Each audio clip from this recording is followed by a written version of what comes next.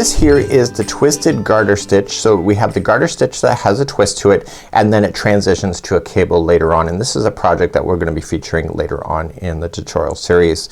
So what we have here is that this is actually a garter stitch with a 180 twist to it, and it matters in which direction that you go in order to have this done. So I'm gonna get you started. It doesn't matter how many stitches across in order to do the garter stitch.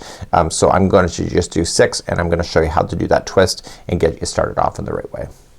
So let's get started on your Twisted Garter Stitch. So your tail end should be over here.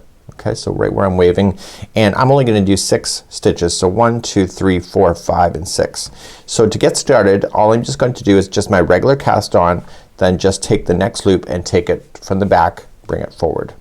And you're gonna do that all the way across. So we're just gonna do this regularly, and then when we go back in the other direction we're going to do the Twisted Garter Stitch. So there are 2 different rows in order to achieve the look that need to be done, but in order to get started you have to get your cast on first.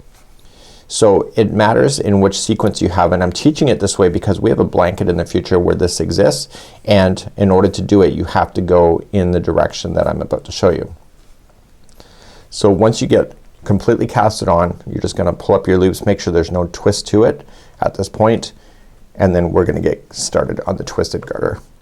So now we're ready to do the Twisted Garter. So whenever you're going left to right, this is exactly what you're going to do. So it's different than going the other way. So left to right.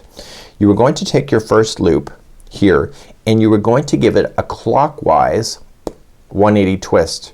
So just grab it and just turn it over, and then insert the next available loop through. You will not see this look until you do at least 2 rows. So you're going to grab your next loop. Okay, so it looks like it's straight up, which it is. Turn it so clockwise 180, grab the next available loop and take it through the back to the front. Okay, so the next one, and give it a 180 and take the next loop. Now initially when you start playing with this stuff, especially this twist, it feels awkward, but honestly you just get a couple rows behind you and it looks amazing. So let's continue again. So just twist 180 and feed through the back to the front, and do your final twist and then feed.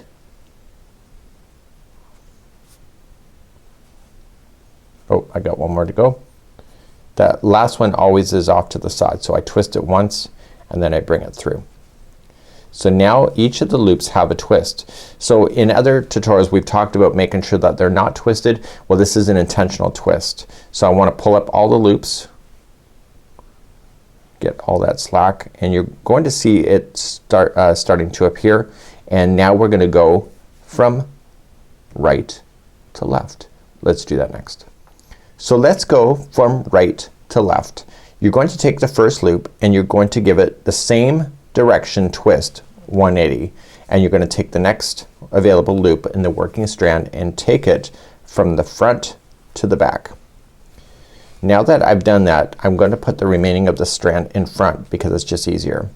So jump to the next one and give it a 180 and take the next loop and feed it from the front to the back. Okay, so grab it, 180, next loop, front to back. Okay, so you can see that it looks flat, and then just feed the next loop available to you. Next one, 180.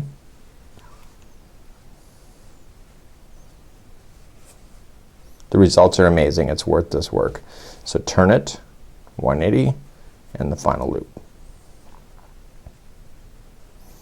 And once you're all the way across, you are just going to tug up on the loops.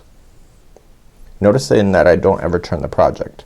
So now we're going to work our way then from left to right, and it's exactly what you already know. So make sure they're not twisted any weird way. They've come up naturally because we're gonna intentionally twist them. So starting in the first one, again give it a 180 and feed the next loop, and it's coming from the back to the front. Okay, next one, there it is, 180. and just put the strand coming from the back so you can scoop it up. Take the next one, 180. Now the more you get used to this yarn is that you know exactly where the next loop is gonna appear. You get used to the spacing of those loops. So it's not like you're having to fumble and behind and just feel for when it's gonna come next. You're gonna naturally pick that up in time. So twist it, 180.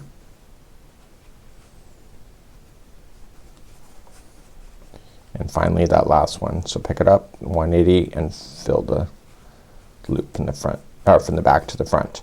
So now you're just gonna tug up on all your loops. You should still have 6 of them. And you can see that it's really starting to appear. So let's review again from right to left. We're gonna come from the front side. Okay, so we're just gonna pick up your loops, and again 180 twist.